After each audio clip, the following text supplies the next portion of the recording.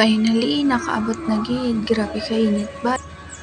Karon mga palangga malakat naman ta pa sulod sa amon nga balay dito pa dulong sa amon nga balay. So, tara.